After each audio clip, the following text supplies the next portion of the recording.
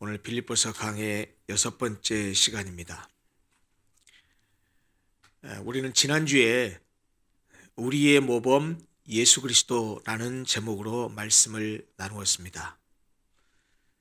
사도 바울은 빌립보 교회 성도들에게 복음에 합당하게 생활하라 라고 하면서 사랑으로 하나가 되어서 겸손한 마음으로 자기보다 남을 낮게 여기며 다른 사람의 일들도 더불어 함께 돌보라 라고 권면했습니다.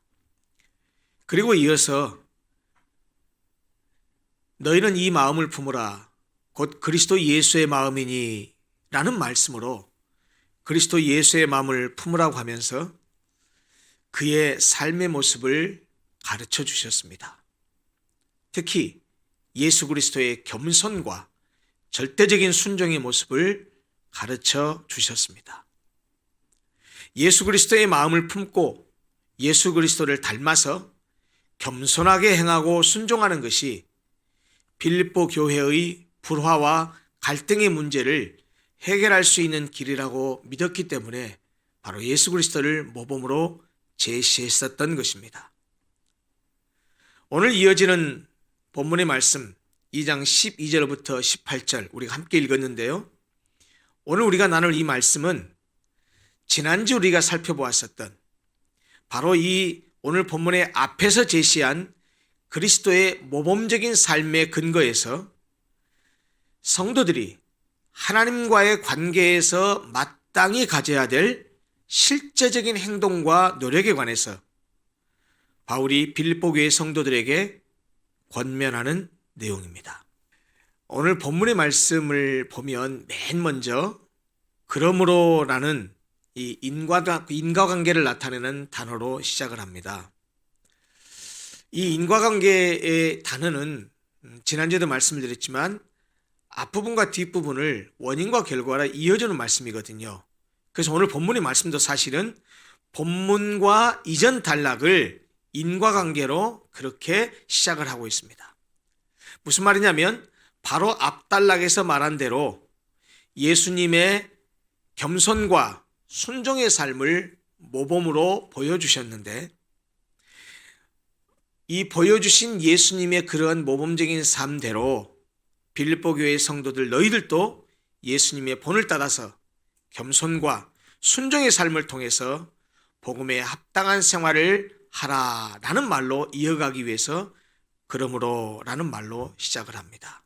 그리고 그러므로라는 말로 시작한 12절부터 18절 전체의 내용이 바로 그런 인과관계로 예수님이 보여주신 겸손과 순종의 삶을 너희들도 그렇게 살아서 복음에 합당한 생활을 하라라는 그런 문맥 속에서 주어진 말씀이라는 사실을 이해해야 됩니다. 바로 이런 문맥에서 본문을 살펴야 본문 전체의 의미가 선명하게 드러나리라고 생각합니다. 이제 구체적으로 말씀을 더듬어가 보겠습니다. 12절을 보십시오. 그러므로 나의 사랑하는 자들아 너희가 나 있을 때뿐 아니라 더욱 지금 나 없을 때에도 항상 복종하여 두렵고 떨림으로 너희 구원을 이루라. 이 말씀에서 우리의 관심을 끄는 내용은 두렵고 떨림으로 너희 구원을 이루라라는 말씀입니다. 이 말씀이 우리에게 주목을 끄는 이유는 우리가 믿고 고백하는 구원의 진리와 표면상 모순되는 것처럼 보이기 때문입니다. 구원을 이루라고 말하고 있습니다. 우리가 믿는 바로는 우리가 고백하기로는 구원은 주어지는 것이지 우리 힘으로 이루는 것이 아닌데 왜 바울은 여기서 구원을 이루라고 했을까요? 여러분 우리에게 구원이 어떻게 이루어집니까? 사실 이 구원에 관한 문제에 대해서 교회를 오래 다닌 사람들, 예수를 믿고 신앙생활을 해서 10년, 20년, 30년 오래 다닌 사람들을 조차도 자신의 구원에 대해서 확신하지 못하는 그런 경우를 가끔 보게 됩니다. 자신의 믿음이 강하거나 온전치 못하다고 생각해서 지금 자신이 가지고 있는 믿음으로는 구원을 받을 수 있을지 천국에 갈 수 있을지 확신하지 못하는 그런 사람이 있다는 말입니다. 실제로 아이고 제가 믿음이 부족해서 천국에 갈 수 있을지 모르겠어요. 목사님 많이 좀 기도해 주세요. 라고 말씀을 하시는 분들이 있습니다. 물론 자기 신앙을 겸손하게 표현하기 위한 것이라고 생각합니다. 그러나 만약 정말로 자신의 믿음이 강하지 못해서 내가 믿음이 있긴 하지만은 천국에 갈 믿음은 안 된다라고 생각하는 사람이 있다고 한다면 오늘 드리는 이 말씀에 귀를 기울이고 좀 들으셔야 하리라고 생각합니다. 여러분, 구원은, 성경이 말하는 구원은 우리의 판단이나 우리의 감정으로 결정되는 것이 아닙니다. 성도들의 구원의 확신을 갖지 못하는 가장 큰 이유가 뭔지 아십니까?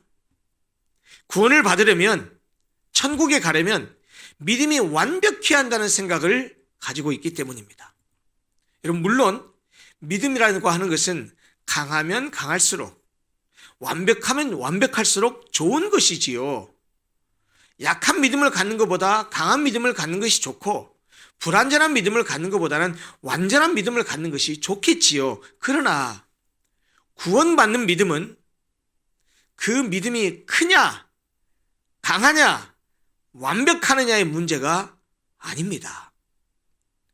자신이 죄인임을 인정하고 예수를 구세주로 믿는 믿음이 있느냐 없느냐의 여부이지, 믿음이 얼마나 크냐, 믿음이 얼마나 강하냐의 문제로 구원이 주어지는 것은 아닙니다. 사실 믿음이 강하냐 약하냐, 믿음이 좋냐 나쁘냐는 구원받는 것에 이르는 것이 아니고 사실 삶의 문제입니다. 그렇기 때문에 구원의 확신이 흔들리는 사람을 보면 대부분 삶 속에서의 믿음이 제대로 되지 않는 사람들이 구원의 확신이 흔들립니다. 아무리 약한 믿음일지라도 예수를 믿는 믿음이 있으면 구원 받습니다. 천국 갑니다. 그런데 성경이 말하고 있는 것처럼 구원을 받기는 받되 믿기만 믿어서 구원은 받았지만 삶 속에 주님과 사는 삶이 없어서 구원은 받기는 받되 부끄러운 구원을 받을 수도 있습니다. 그 부끄러운 구원을 받을 것 같아서 나는 구원 못 받아라고 말하지만 예수를 믿는 믿음이 있으면 구원을 받는 것은 분명합니다. 그런 구원받을 수 있는 믿음, 예수를 믿는 믿음은 있지만 살아가는 삶의 믿음이 없으면 삶 속에서 믿음의 행동으로 나타나지 않으면 자기 스스로가 구원의 자신감을 잃어버리게 되지요. 아유, 너 같은 것이 어떻게 구원받을 수 있겠어? 너 같은 것이 어떻게 천국 갈 수 있겠어? 라고 스스로 자기를 자책하고 자기의 신앙을 책망하는 말을 스스로 하기도 합니다. 그런데 그 말이 어쩌면 사탄이 우리를 참소하는 말일 수도 있습니다. 너 같은 것, 너같이 그렇게 믿음으로 살지 못하는 그런 믿음 가지고 어떻게 천국 갈 수 있겠어? 라고 말하는 것은 성령이 주시는 음성이 아니라는 것입니다. 그러면 성경은 우리가 어떻게 구원을 받는다고 말합니까? 사실 구원을 받는 것은, 천국 가는 것은 아주 단순하고도 쉽습니다. 참으로 내가 죄인이구나. 내가 이 죄로 인해서 하나님의 그 공의 앞에서, 하나님의 의로우심 앞에서, 거룩하신 하나님 앞에서 심판을 받을 수밖에 없고 그 심판의 결과 지옥에 갈 수밖에 없구나 라고 하는 걸 인정하고, 그런데 그런 나를 위해서 이 땅에 육체로 오셔서 사람이 되어 오셔서 대신 나를 위해서 십자가상에 못 박혀 죽어주신 예수 그리스도를 믿기만 하면, 예수 그리스도가 바로 나를 위해서 죽어주신 그 사실을, 그 복음을 믿기만 하면 성경은 그에게 하나님께서 모든 죄를 용서해 주시고 그에게 구원을 선물로 허락하신다고 말하고 있습니다. 여러분, 왜 예수님이 우리의 주님이요? 예수님이 왜 우리의 구세주입니까? 그가 우리를 대신해서 십자가에 못 박혀 죽으셔서 우리의 죄를 다 용서해 주셨고 그 예수를 믿기만 하면 우리에게 구원을 주시는 분이기 때문에 그가 바로 우리의 주님이시요, 그가 바로 우리의 구세주인 것입니다. 누구든지 그를 믿기만 하면 하나님의 자녀가 되는 권세가 부여됩니다. 구원은 믿음으로 얻는다는 말입니다. 구원은 예수를 믿는 믿음을 가진 자에게 하나님께서 은혜로 주시는 선물이라는 말입니다. 우리가 착하게 살고 믿음 생활을 잘하고 교회 생활 잘하고 헌금 많이 하고 봉사 많이 하고 그래야 구원을 받는 것이 아닙니다. 구원의 근거가 우리에게 있는 것이 아니라는 말입니다. 구원은 은혜로 믿음으로 받는 선물입니다. 그래서 우리가 너무나 잘 아는 구원에 관해서 가르쳐주고 있는 말씀 에베소서 2장 8절은 이렇게 말씀합니다. 너희는 그 은혜에 의하여 믿음으로 말미암아 구원을 받았으니 이것은 너희에게서 난 것이 아니요 하나님의 선물이라 이렇게 말씀합니다. 따라서 오늘 본문에 너희 구원을 이루라 라는 이 말씀은 문맥을 살피지 않고 표면적으로만 보면 구원은 믿음으로 얻는 것이요 하나님이 주시는 은혜라는 말씀과 모순되는 것처럼 보이지만 실상은 그런 말씀이 아닙니다. 이 본문에서의 구원은 개인 영혼의 구원에 대한 것이 아니라 빌립보 교회 공동체가 그리스도를 본받아 겸손과 사랑으로 공동체의 일치와 화합을 이루는 것을 의미합니다. 실제로 오늘 본문의 헬라어 원어를 보면 너희 구원을 이루라라고 말했을 때 너희도 복수형이고 구원을 이루라고 하는 동사도 복수형 동사입니다. 이는 한 개인에게 주어진 말씀이 아니라 빌립보 교회 공동체에게 주신 말씀이라는 뜻입니다. 따라서 너희 구원을 이루라 라는 말씀은 분쟁과 불일치를 보이고 있는 빌립보 교회 공동체를 향하여 사랑으로 하나 되어서 예수님이 보이신 겸손과 순종을 본받아 하나의 공동체로서 공동으로 행동하고 공동으로 노력해서 교회가 가져야 될, 교회가 보여야 될 마땅하고도 바람직한 모습인 하나됨을 이루라라는 그런 의미입니다.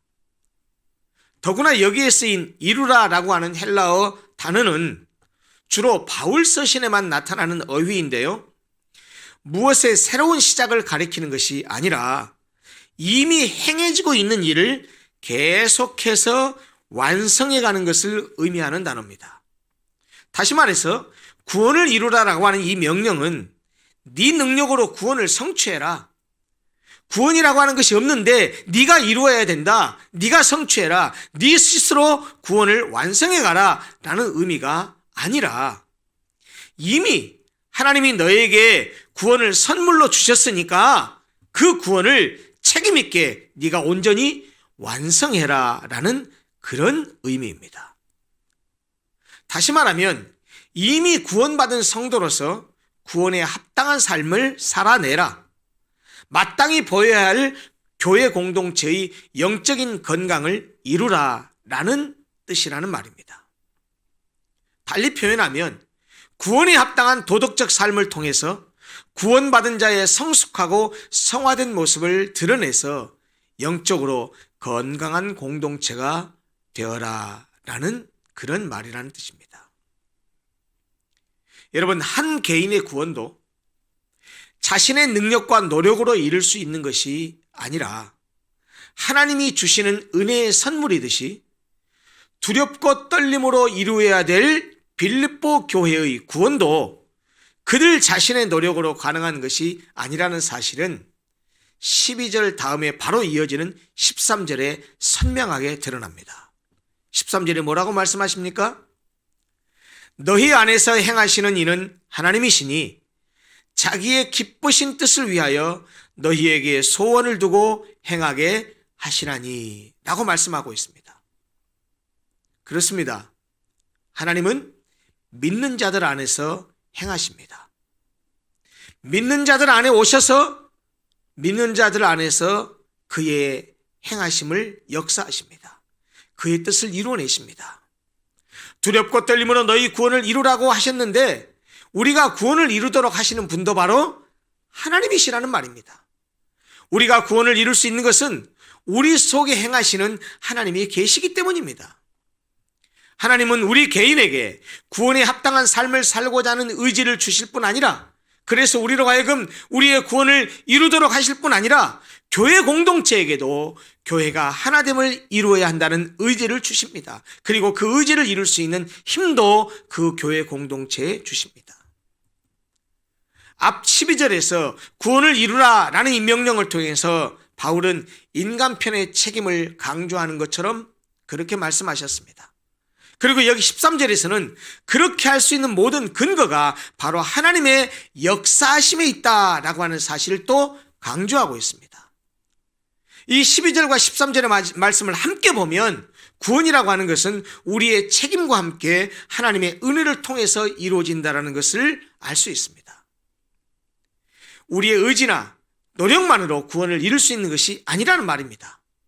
그러면 가만히 있으면, 하나님이 행하시니까 가만히 있으면 아무 일도 하지 않고 가만히 있고 놀고 먹으면 구원이 이루어진다는 말입니까? 아닙니다. 그렇다면 도대체 구원을 위한 우리의 노력과 하나님의 은혜가 어떻게 조화를 이룰 수 있을까요? 자칫 잘못하면 구원이라고 하는 것은 나의 노력 50, 하나님의 은혜 50, 합해서 구원 100 이렇게 이루어지는 것으로 생각할 수 있습니다. 그러나 그렇지 않습니다. 그렇다고 한다면 도대체 구원을 위한 인간의 노력과 하나님의 은혜가 어떻게 조화될 수 있을까요? 이것을 어떻게 잘 설명할 수 있을까요? 그것은 우리 속에 역사하시는 성령을 통해서 가능합니다. 오늘 본문의 13절과도 유사한 말씀인데요. 고린도전서 12장 13절에 뭐라고 말씀하시죠? 성령으로 아니하고는 누구든지 예수를 주님이다 라고 고백할 수 없다고 말씀하십니다. 자, 그러면 무슨 말이 됩니까? 이 말을 뒤집어서 말하면 예수를 진정으로 주님에 대해서, 예수에 대해서 주님, 주인님 라고 그렇게 고백한다라고 하는 말은 뭘 의미하죠? 성령을 통해서만 그것이 가능하기 때문에 이미 성령이 우리 안에 들어와 계신다는 말씀입니다. 그런 의미에서 성령은 예수를 향해서 주님이라고 고백하는 그가 그리스도에게 속했다는 표지입니다. 또한 성령은 그가 구원받은 자라는 사실을 보증해 주는 것이기도 합니다. 그래서 성령은 예수를 믿는 사람 안에, 신자 안에 거주하면서 신자가 믿음으로 살아가도록 도와주십니다. 이것을 성령의 내주, 안에 거하심이라는 말로 표현합니다. 그리스도의 구속 사역을 통해서 구원을 시작하신 하나님께서 그 구원을 성도 각 개인에게 적용하기 위해서 성령을 보내셨습니다. 지금 제 이 표현이 어렵게 들리실지 모릅니다. 구원은 삼위일체로 이루어진 사건입니다. 성부 하나님은 구원을 계획하셨고, 성자 하나님은 구원을 실제로 이루셨고, 성령 하나님은 구원을 우리에게 적용하십니다. 이미 하나님께서, 성부 하나님께서 예수 그리스도를 통해서 구원 사역을 시작하시고 완성하셨습니다. 이미 예수님께서 십자가에 못 박혀 죽은 순간 모든 사람들의 죄를 다 용서하셨습니다. 그런데 그렇게 모든 사람의 죄를 용서하신 그 일이 각 개인에게 적용되기 위해서 성령 하나님을 보내셔서 그 성령 하나님이 우리에게 구원을 적용하십니다. 여러분과 저는 이미 성령을 받았습니다. 성령이 우리 안에 계시기 때문에, 우리 안에 이미 성령이 오셨기 때문에 우리는 예수를 구주라고 고백하게 된 것입니다. 그런데 그 성령 하나님은 이미 구원의 도상에 있는 우리 성도들 속에 들어오셔서 우리가 하나님의 뜻을 행하고자 하는 의지를 일으키십니다. 그래서 성도들로 하여금 그 성령의 역사를 자발적인 의지로 이루어 나가게 하신다는 말씀입니다. 따라서 구원을 이루라 라는 이 명령은 우리의 노력으로 구원받도록 하라 라는 그런 의미가 아니라 성령께서 우리 안에서 구원을 완성해 가도록 너희 자신을 성령님께 전적으로 맡기고 살아가라 라는 그런 뜻입니다. 그러니 두렵고 떨림으로 너희 구원을 이루라 라는 이 말을 오해하면 안 됩니다. 하나님 우리에게 구원을 이루라고 하시는구나. 아니요. 구원은 이미 하나님이 이루셨고요. 그 이루신 그 사건을 성령을 우리에게 주셔서 우리에게 이미 구원을 주셨습니다. 우리는 그 우리의 내주하시는 성령의 뜻을 따라 살아가면서 구원이 온전히 완성되게 하라는 그런 말입니다. 어려운 말로 말하자면, 신학적인 용어로 말하자면, 여러분 이미 구원은 이미 이루어진 사건입니다. 우리에게. 그러나 아직 완성되지 않았습니다. 그런 의미에서 구원은, 우리 각자의 구원은 이미와 아직 사이에 있는 미완성의 상태입니다. 그 구원을 완전하게 이루는 것, 구원이 완성되는 것은 우리가 이 땅의 삶을 마치고 하나님 나라에 입성할 때 완성됩니다. 그러므로 우리가 살아있는 동안에는 구원이 이미와 아직 사이의 중간 단계로서 우리가 그것을 완성해 내야 될 책임, 우리의 몫이 있다라는 말입니다. 구원은 하나님과 인간의 합작품이 아닙니다. 인간의 노력의 산물은 더더욱이 아닙니다. 구원은 믿음으로 주어지는 하나님의 은혜의 선물입니다. 그리고 성령께서 구원받은 우리로 하여금 하나님의 뜻에 합당하게 살아가게 하십니다. 14절부터 마지막 18절까지는 성도들이 이 세상에서 구원을 이루어가는 과정에서 구원에 합당한 삶을 어떻게 구현해야 할지를 설명하고 있는 내용입니다. 다시 말하면 교회가 구원을 이루기 위해서 구체적으로 해야 할 일들을 말씀하고 있습니다. 14절을 보십시오. 모든 일을 원망과 시비가 없이 하라. 여기 원망으로 번역된 헬라어 원어는 불평을 품고 수군거리다라는 뜻인데요. 이스라엘 백성이 광야에서 하나님께 불순종하던 것을 나타낼 때 사용된 단어입니다. 또 여기에 사용된 시비라로 번역된 헬라어 원어는 악한 생각으로부터 나오는 불안한 생각이나 의심 혹은 논쟁이나 다툼을 의미합니다. 따라서 모든 일을 원망과 시비가 없이 하라, 이 말은 어떤 일을 하든지 광야에서 출애굽한 이스라엘이 그랬던 것처럼 어려울 때마다 하나님께 원망하거나 불편한 생각을 갖지 말아라 라는 그런 의미입니다. 교회 공동체에게 주신 말씀입니다. 또한 교회 안에서 성도 상호 간에 서로 원망하고 시비하여서 다투지 말라라는 뜻을 함축하고 있습니다. 여러분, 교회 안에서 성도들끼리 왜 원망과 시비가 일어납니까? 자기 욕심대로 행하기 때문입니다. 교만하게 행하기 때문입니다. 이기적으로 행하고 사랑으로 행하지 않기 때문입니다. 정직하게 행치 않고 거짓으로 행하기 때문입니다. 이렇게 생긴 원망과 시비는 아무리 사소한 것일지라도 점점 자라납니다. 그리고 그렇게 자라난 원망과 시비는 급기야 교회의 분쟁과 분열의 원인이 됩니다. 원망과 시비는 개인의 믿음을 갉아먹을 뿐 아니라 교회를 파괴하는 독소입니다. 그러기에 교회 공동체는 어떤 상황에서도 무슨 일을 하든지 서로 간에 원망과 시비가 없이 해야 합니다. 그러면 교회가 모든 일을 할 때 원망과 시비 없이 해야 되는 이유가 뭘까요? 15절과 16절에 그 이유를 두 가지 바울이 제시합니다. 첫째, 15절을 보십시오. 이는 너희가 흠이 없고 순전하여 어그러지고 거스르는 세대 가운데서 하나님의 흠없는 자녀로 세상에서 그들 가운데 빛들로 나타내며. 교회 공동체가 모든 일을 원망과 시비 없이 해야 되는 이유는 어그러지고 거스르는 이 패역한 세대 속에서 교회가 하나님이나 세상 사람들로부터 손가락질 받지 않는 그런 흠없는 자녀들이 되어야 하고, 세상 사람들에게 빛으로 나타내야 하기 때문이라고 말하고 있습니다. 한마디로 말하자면 교회가 세상에서 별처럼 빛나야 되기 때문이라는 말이죠. 여러분, 만약 교회가 그 구성원들끼리, 다시 말하면 교인들끼리 서로 원망과 시비를 하고 산다면 세상 사람들이 교회를 우습게 보지 않겠습니까? 하나님의 사랑을 이야기하는 저놈들이 맨날 지들끼리 원망과 시비 속에서 서로 다투고 사랑하지 못하는 모습을 보이고 있네? 라고 얘기하면서 우리를 깔보고 조롱하고 우습게 여기지 않겠습니까? 우리가 정말 교회 안에 있는 사람들끼리 서로 원망하고 시비하고 불평하고 다투고 싸운다고 한다면 어떻게 세상을 밝히고 세상 사람들 앞에 별처럼 빛날 수 있겠습니까?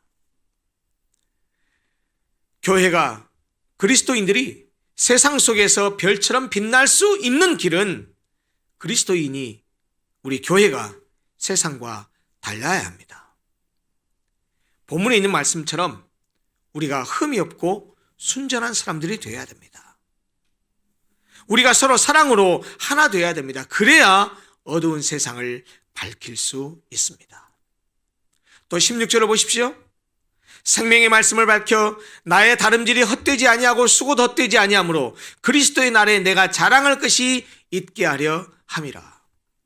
바울이 빌립보 교인들에게 모든 일을 원망과 시비가 없이 하라고 한 또 다른 이유는 그들이 생명의 말씀을 유지함으로써 그리스도의 복음에 합당하게 생활하여 그리스도께서 재림하실 때, 그리스도의 날에 그리스도가 재림하실 때에 바울 자신의 수고가 결코 헛되지 않았다고 자랑할 수 있도록 하게 하기 위함이라고 말하고 있습니다.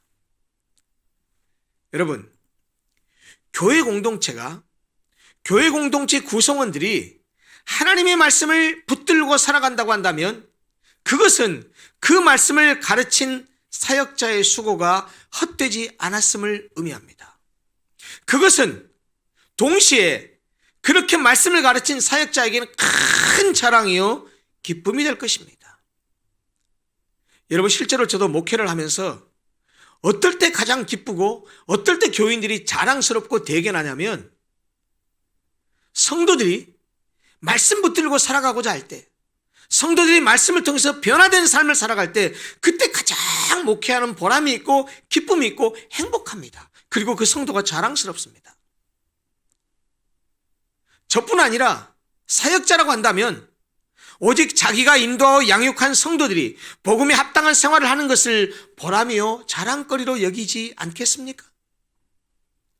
그래서 바울은 17절에서 이렇게 말하고 있습니다. 17절 한번 보십시오. 만일 너희 믿음의 재물과 섬김 위에 내가 나를 전제로 드릴지라도 나는 기뻐하고 너희 무리와 함께 기뻐하리니 이와 같이 너희도 기뻐하고 나와 함께 기뻐하라.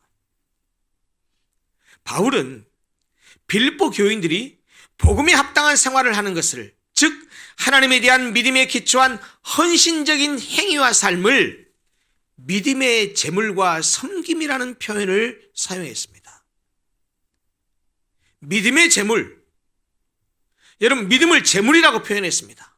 사실 이 말씀은 사도 바울이 로마서에서 형제들아 너희 몸을 하나님이 기뻐하신 거룩한 산 제물로 드리라 라는 말씀과 연관되는 말씀입니다.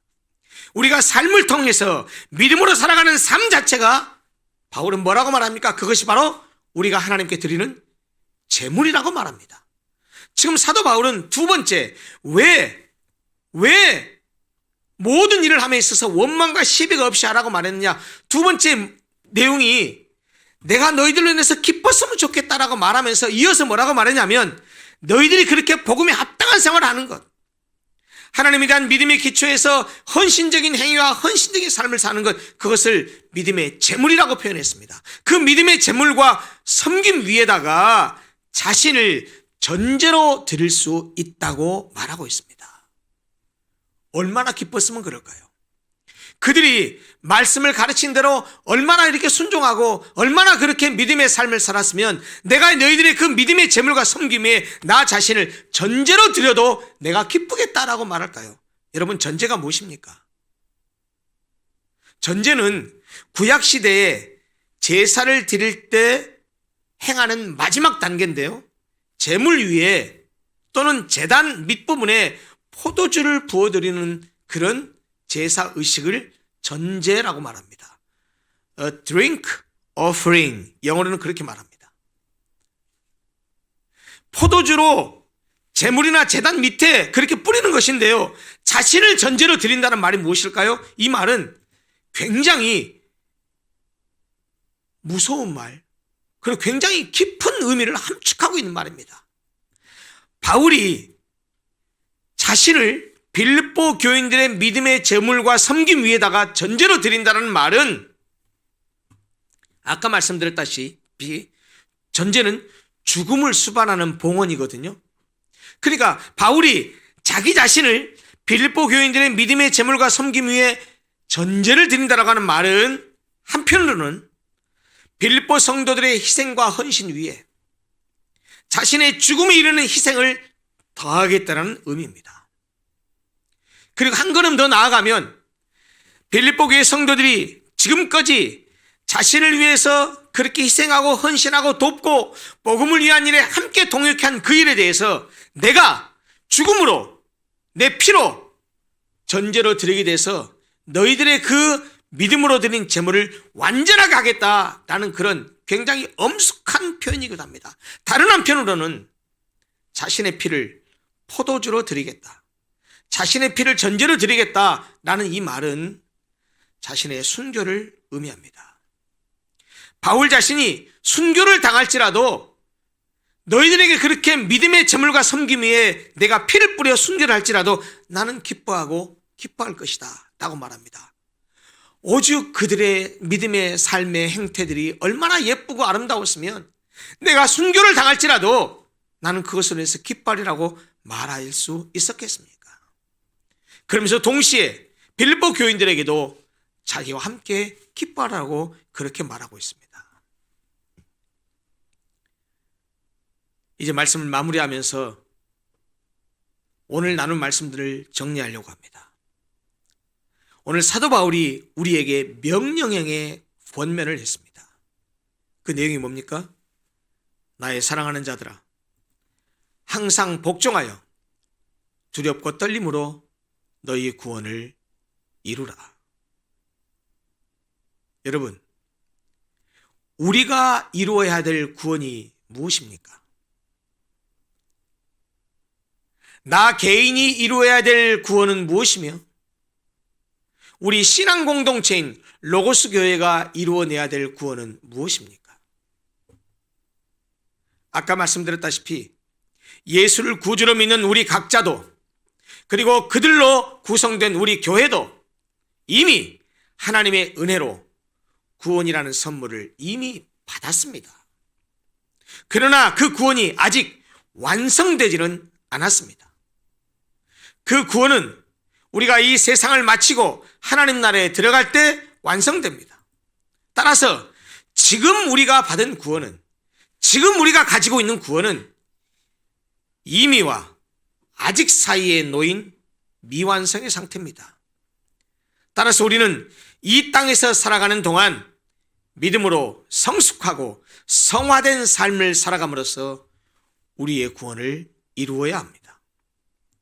우리가 받은 구원도 우리의 노력이나 능력으로 된 것이 아니라 하나님이 주신 은혜의 선물이듯이 구원을 이루는 것도 우리의 힘이나 능력으로 가능한 일이 아닙니다.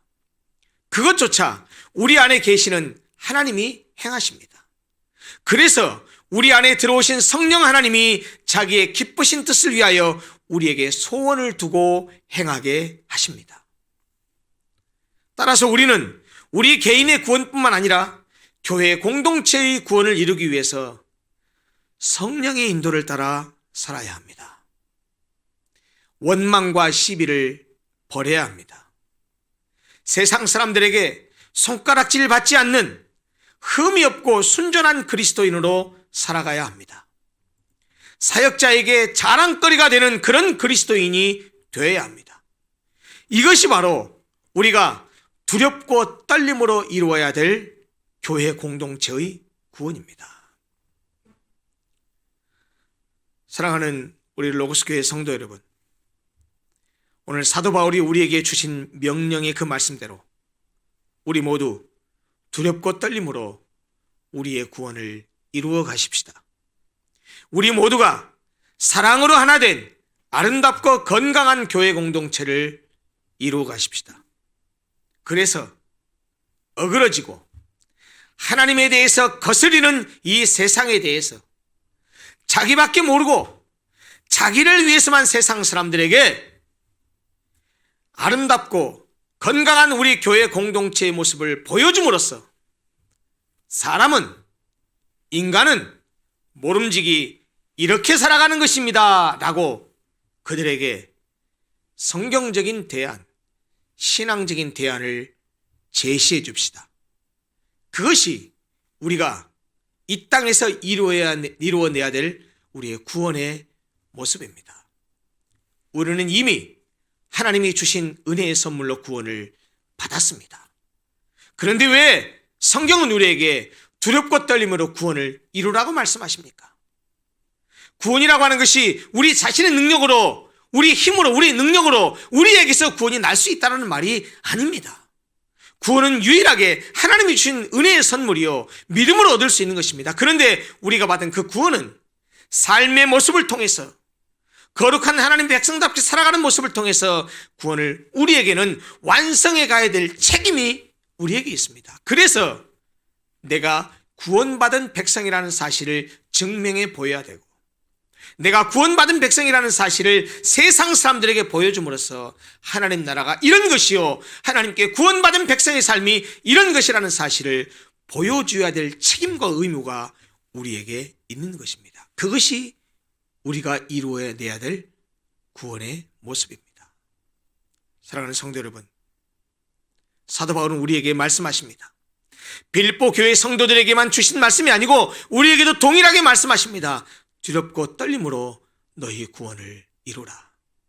구원이 불완전해서 우리에게 구원을 이루라는 말이 아닙니다. 구원은 완전하게 주어졌습니다. 하나님이 주신 구원은 다시 물러지는 법이 없습니다. 내가 비록 이 세상에서 실수하고 넘어지고 자빠지고 그리고 죄를 짓는다 할지라도 하나님께서 우리의 구원을 다시 제로화시키지 않습니다. 없었던 것으로 그렇게 하지 않습니다. 우리를 다시 일으키시고 우리에게 다시 새 힘을 주시고 성령을 통하여서 우리에게 하나님의 뜻을 쫓아갈 수 있는 은혜와 능력을 주셔서 우리가 그 성령을 붙여차 살아가기만 하면 하나님의 백성답게 살아가는 삶의 모습을 우리에게 허락하십니다. 그것이 우리가 이루어내야 될 구원의 모습이라는 말입니다. 여러분, 두렵고 떨림으로 구원을 이루라는 이 말씀을 오해하지 마십시오. 구원의 모습이 부족해서 우리에게 구원을 이루어가라는 말이 아닙니다. 구원은 완전하게 이루어졌습니다. 하나님께서 우리를 완전하게 구원하셨습니다. 단 그 구원이 우리가 이 땅에 살아가는 동안에는 미완성의 것이기 때문에 너희들의 삶의 모습으로 너희들이 구원받은 사실을 나타내고 보여주고 증명하라는 말씀입니다. 그렇게 함으로 세상 사람들의 빛으로 세상 사람들의 소금으로 드러내고 세상 사람들에게 신앙적인 이렇게 아름다운 대안적인 모습들을 너희들이 보여줘라라고 우리에게 말씀하고 있는 것입니다. 그리스도의 복음에 합당하게 살아가는 것은 우리 안에 주어진 구원을 완성해 가지고 우리 안에 이루어진 그 구원을 이루어 나가는 모습 속에서 가능한 일입니다. 사랑하는 성도 여러분, 두렵고 떨림으로 너희 구원을 이루라는 이 사도 바울의 이 지고한 그리고 위험한 이 명령 앞에서 우리의 모습을 돌아보면서 그래, 하나님께서 나에게 은혜를 주시고 하나님께서 나에게 구원을 은혜의 선물로 주셨는데 내가 하나님의 백성답게 살아감으로써 이 구원을 완성하고 이루어내리라 라고 결단하면서 하루하루 하나님 백성답게 거룩하고 흠없고 순전한 모습으로 살아가는 우리 모든 성도들, 우리 교회 공동체가 되기를 간절히 소원합니다.